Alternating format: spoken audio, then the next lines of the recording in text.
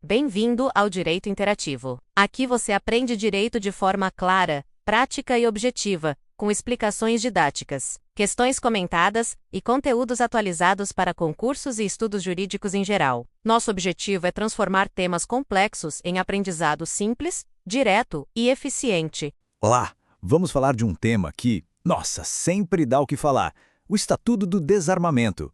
É uma lei bem complexa, cheia de detalhes e que mexe com a vida de todo mundo, né? O nosso objetivo aqui é justamente esse: destrinchar a Lei 10.826 de 2003 de um jeito claro, direto, para a gente entender de uma vez por todas o que ela realmente significa. E a pergunta que vai guiar a gente nessa jornada é bem simples. O que a lei, de fato, diz sobre armas de fogo no Brasil? Para responder isso, a gente vai deixar as opiniões de lado um pouquinho e focar só no que está escrito na lei e em como ela é aplicada no dia a dia.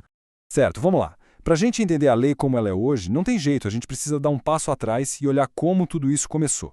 A história nos ajuda a ver como a regra do jogo sobre armas no Brasil mudou, e mudou bastante ao longo do tempo. Essa linha do tempo aqui mostra perfeitamente essa transformação. Se lá em 1941 o assunto era tratado meio por cima, em 97 a coisa já muda de figura, com a criação do Sinarme. Aí, em 2003, nasce o estatuto que a gente conhece hoje. O momento-chave foi o referendo de 2005, quando a população votou para manter o comércio de armas. E olha como o tema é vivo. De 2019 a 2022, a gente viu uma flexibilização grande, mas, logo em 2023, um novo decreto veio e apertou as regras de novo. Ok, agora que a gente já entendeu o contexto histórico, vamos dar uma olhada na estrutura da lei. É bom pensar nela como se fosse um mapa, sabe?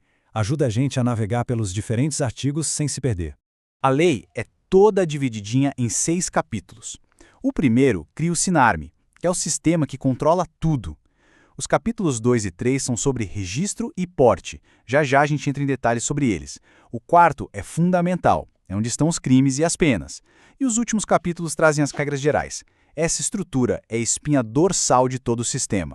E agora a gente chega no coração da discussão, na parte que com certeza gera mais dúvida em todo mundo. Qual é a diferença entre posse e porte de arma de fogo?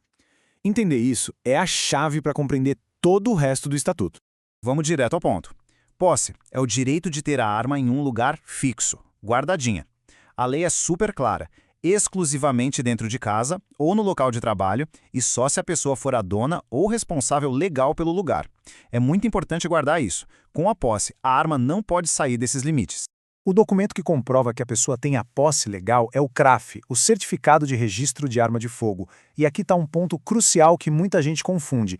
Ter o CRAF significa que a sua posse é legal, mas isso de jeito nenhum te dá o direito de andar com a arma por aí. O CRAF é para posse. E para conseguir esse registro não é nada simples. A lista de exigências é bem rigorosa. A pessoa tem que ter no mínimo 25 anos, precisa provar que é idônea, com certidão de nada consta da justiça, tem que ter um trabalho e casa fixa. Além disso, tem que passar por testes práticos e psicológicos. E por último, uma regra nova e super importante: tem que declarar que tem um cofre ou outro lugar seguro para guardar essa arma. Agora vamos para o porte. Se posse é dentro de casa, o porte é a autorização para carregar a arma com você fora de casa ou do trabalho. E aqui vem o grande pulo do gato. A regra geral no Brasil é que o porte de arma é proibido. Ele é a exceção da exceção, só concedido em pouquíssimos casos que a própria lei define. Esse quadro aqui deixa tudo preto no branco. Não tem como errar. Olha só. Na primeira linha, o local.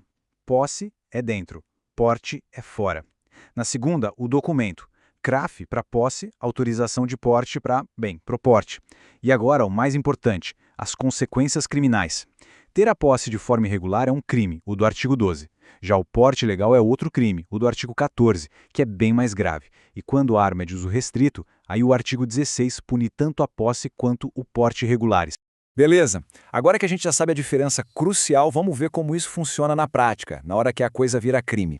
Para isso, a gente precisa entender 2 conceitos do direito que são a base de tudo no Estatuto. O primeiro conceito tem um nome que assusta um pouco: norma penal em branco. Mas calma, a ideia é simples. Imagina que a lei é um texto com um espaço para preencher. Ela fala em arma de uso permitido, mas o que é uma arma de uso permitido? A própria lei não diz.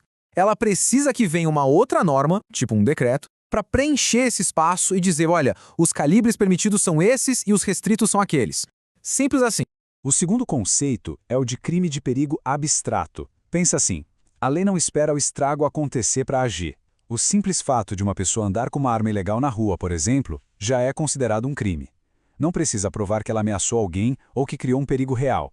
A lei presume que aquela conduta, por si só, já coloca a segurança de todo mundo em risco. Com esses dois conceitos na cabeça, fica muito mais fácil entender os crimes. O primeiro deles é o do artigo 12, posse irregular. A conduta é exatamente o que a gente já viu. Ter a arma, um acessório ou munição em casa ou no trabalho, mas sem o registro, sem o CRAF. A pena para isso é de 1 a 3 anos de detenção. Certo, a teoria é essa. Mas e na vida real, no dia a dia dos tribunais? Como os juízes interpretam a lei?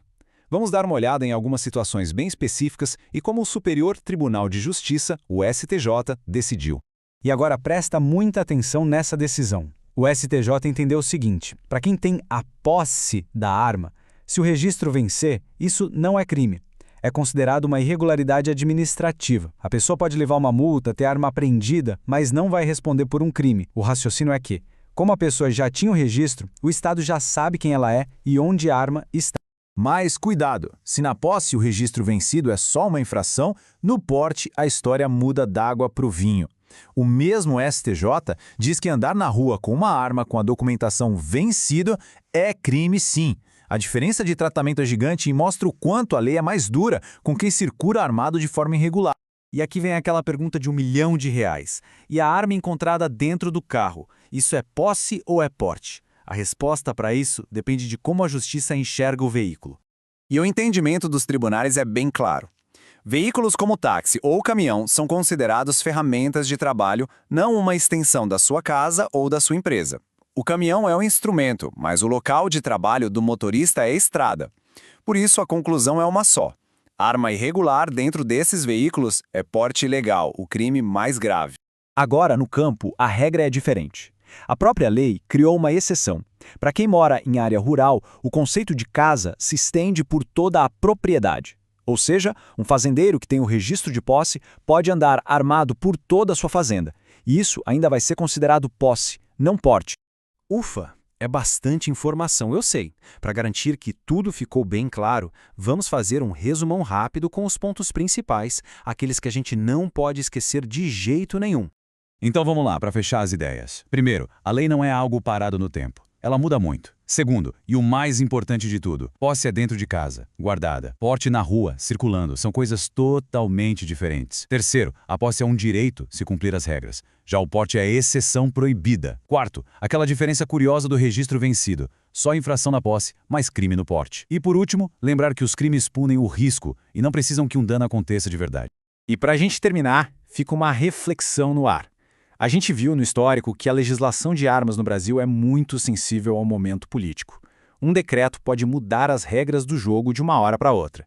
Então, a pergunta que não quer calar é: como essa lei que mexe tanto com a segurança e com direitos vai continuar evoluindo? Com certeza é um debate que está longe de acabar.